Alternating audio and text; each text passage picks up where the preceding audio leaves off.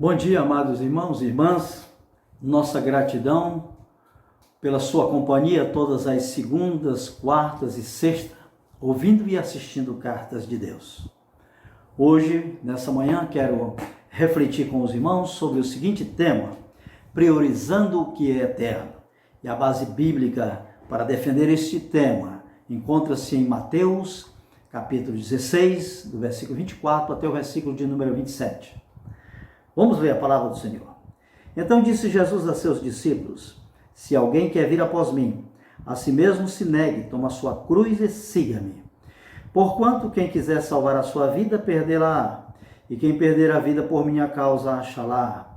Pois que aproveitará o homem se ganhar o mundo inteiro e perder a sua alma? Ou que dará o homem em troca da sua alma? Porque o Filho do Homem há de vir na sua glória, na glória de seu Pai, com os seus anjos, e então retribuirá a cada um conforme as suas obras. Amém? Para a santa palavra de Deus. Priorizando o que é eterno. O versículo que me inspirou para falar sobre esse tema, priorizando o que é eterno, foi uma parte da palavra de Jesus que acabamos de ler, quando ele disse: que adianta ganhar o mundo inteiro, o homem ganhar o mundo inteiro e perder a sua alma. Daí a razão do tema, priorizando o que é eterno. Em primeiro lugar, vamos estudar rapidamente o que é mundo, nas palavras de Jesus. A Bíblia fala sobre essa palavra mundo de três maneiras, são três definições para a palavra mundo na Bíblia Sagrada. Primeiro, a palavra mundo aparece no contexto da criação. No princípio criou Deus os céus e a terra, está lá em Gênesis capítulo 1, versículo 1. E Deus fez tudo com o poder da sua palavra. Deus disse: haja luz, e a luz teve que aparecer para atender um comando de Deus. Deus criou tudo sem material pré-existente, apenas com o poder da sua palavra. O mundo aí representa o universo, as coisas criadas. Em segundo lugar, a palavra mundo aparece na Bíblia fazendo referência à humanidade, as pessoas criadas à imagem e à semelhança de Deus. Lá em João 3,16 diz assim a palavra do Senhor: porque Deus amou o mundo de tal maneira que enviou o seu Filho unigênito para todo aquele que nele crê, não morra, mas tenha a vida eterna. A palavra mundo representa a humanidade, as pessoas criadas por Deus, a sua imagem e a semelhança. O amor de Deus foi tão grande em Cristo, ao ponto de enviar Jesus ao Calvário para morrer por toda a humanidade, a fim de que aqueles crendo no seu sacrifício tivessem vida eterna. E a palavra mundo aparece também na primeira epístola de João, quando ele fala de mundo no que diz respeito ao sistema de valores. Não ameis o mundo, nem aquilo que no mundo há. Aqui mundo diz respeito ao sistema de valores, as leis fixas que regem a humanidade, e que muitas leis dessas não têm lastro e não têm respaldo na palavra de Deus, não bate com a vontade do Senhor. Por exemplo, uma das leis fixas da humanidade: os fins justificam os meios. Para nós cristãos, os fins não justificam os meios, porque nós temos princípios e regras a serem obedecidas na palavra de Deus. Essa lei é uma lei de Maquiavel, que os fins justificam os meios. Não me interessa os meios que eu vou usar para adquirir os fins que eu desejo, o alvo que eu quero alcançar. Faço qualquer coisa para alcançar aquele objetivo, aquele alvo que eu defini por meta, por estratégia. E não funciona assim com a palavra de Deus. Há uma outra lei fixa no mundo que diz: tudo no mundo é relativo. Tudo é relativo. Sexo fora do casamento é relativo, roubar é relativo, depende da situação e do contexto que a pessoa se encontrava. Daí a pessoa errou, mas tudo é relativo, porque o próprio contexto determina a ação da pessoa.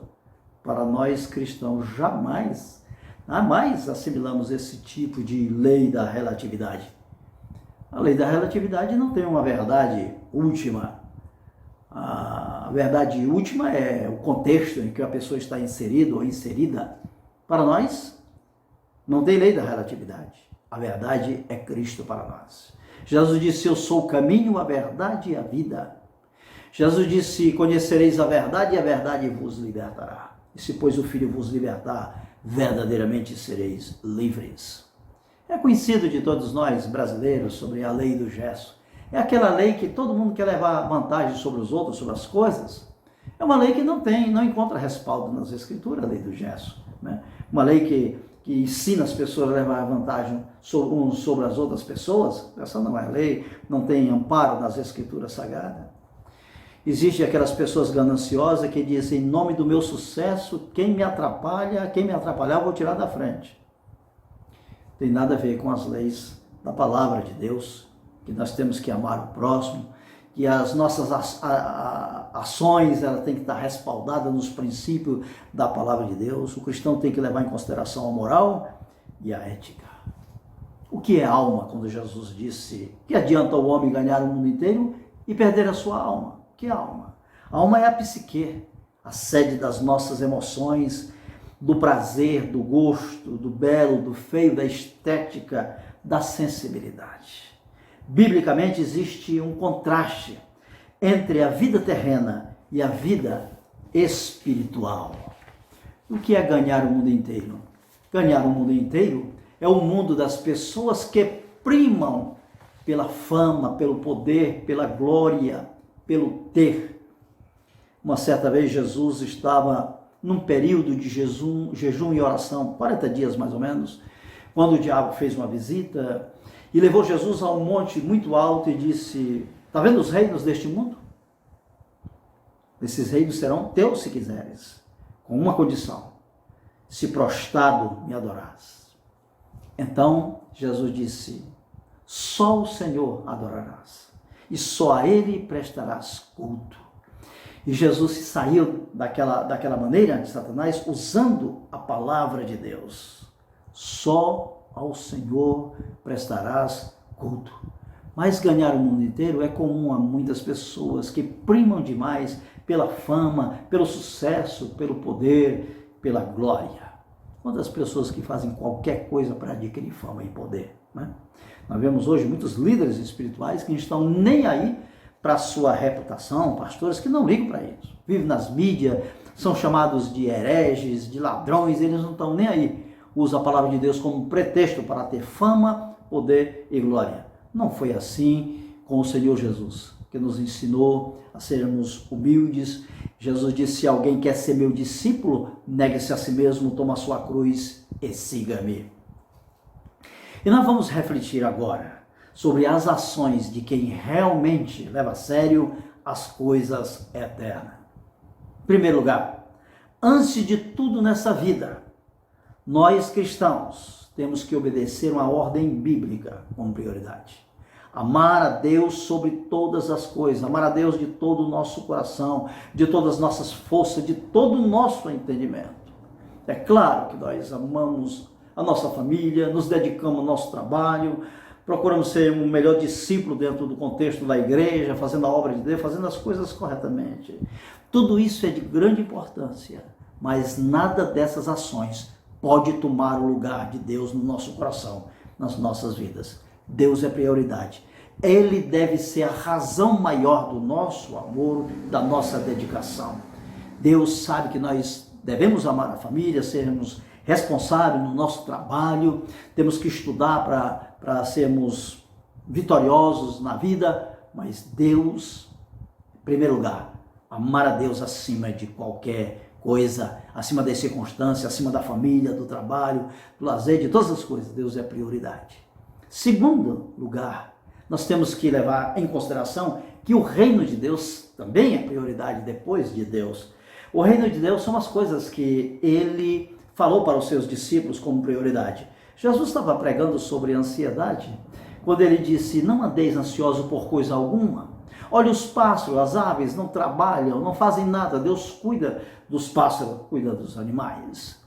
Olhe para os lírios do campo, eles não trabalham, nem fiam, nem Salomão em toda a sua glória se vestiu como qualquer um deles. Buscai em primeiro lugar o reino de Deus e a sua justiça, e as outras coisas eu acrescentarei. Então eu preciso saber dividir as coisas entre meu trabalho, família, lazer, igreja, mas sem descartar o reino de Deus como prioridade. Desde o momento que fomos vocacionados para sermos discípulos de Jesus, eu tenho que estar com a minha mente totalmente atrelada, presa às coisas do reino de Deus. O reino de Deus é paz, justiça, alegria em Cristo Jesus. São valores que eu preciso primar por Ele todos os dias. Outra prioridade de quem leva a sério as coisas eternas. Preciso priorizar a família. Primeiro Deus, o reino de Deus. Terceiro lugar, a família. A família é projeto de Deus. No Éden, antes da queda, Deus disse para o casal: crescei e multiplicai e dominai sobre as coisas criadas. Foi Deus que criou a família. Não é por nada que o livro de Malaquias, ao encerrar a sua profecia, naquele livro ele disse: porque o Messias virá para converter o coração dos pais aos filhos e dos filhos aos pais, a fim de que ele não fira a terra com maldição. Deus veio para reestruturar a família a partir da sua obra expiatória e vicária no Calvário. Precisamos nos dedicar com responsabilidade ao nosso trabalho, seria a quarta prioridade daqueles que levam a sério as coisas eternas. Precisamos defender o pão de cada dia, todos os dias, porque mas sem ansiedade, sem aquela preocupação com o dia de amanhã, a preocupação com o que a vez de beber, que a alimentação, o vestuário, tudo. Jesus disse: Deus está atento a essas necessidades de vocês, buscai o reino de Deus em primeiro lugar, porque tem pessoas que levam o trabalho dentro de uma dimensão do ativismo, pessoas que trabalham tanto que não tem tempo para a família, não tem tempo para amar a Deus, não tem tempo para a igreja, não tem tempo para fazer, não tem tempo para nada. Isso é ativismo, isso é pecado. É colocar Deus em segundo plano, o reino de Deus em segundo plano, é colocar a família em terceiro, quarto, quinto plano. Então nós não somos chamados para esse tipo de mentalidade. Precisamos nos dedicar ao trabalho, porque precisamos também defender o pão de cada dia. E Jesus encerra essa porção que acabamos de ler há poucos instantes, fazendo uma advertência a todos nós e aos discípulos a quem ele dirigia essa palavra. Ele disse: eu vou retribuir a cada um conforme as suas obras. Quando Jesus fala desses termos, eu lembro da lei da semeadura. A lei da semeadura, ela não é seletiva, ela não escolhe A ou B para prejudicar ou abençoar. A lei da semeadura é uma lei justa. Aquilo que se planta, se colhe. Aonde eu planto, eu mesmo colho ali mesmo. É a lei da semeadura.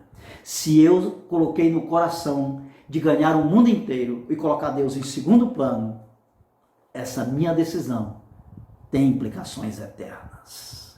Tem implicações eternas.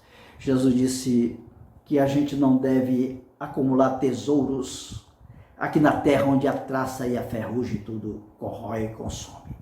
Mas precisamos angariar tesouros no céu, onde nem a traça nem a ferrugem tem acesso, que é a nossa salvação, o que diz respeito à nossa eternidade. Que adianta o homem ganhar o mundo inteiro e terminar perdendo a sua alma? Deus é prioridade, o reino de Deus é prioridade, família é prioridade, nosso trabalho é prioridade, a igreja é prioridade, a obra do Senhor é prioridade. Mas nada dessas prioridades pode nos desfocalizar do amor de Deus que está em Cristo Jesus.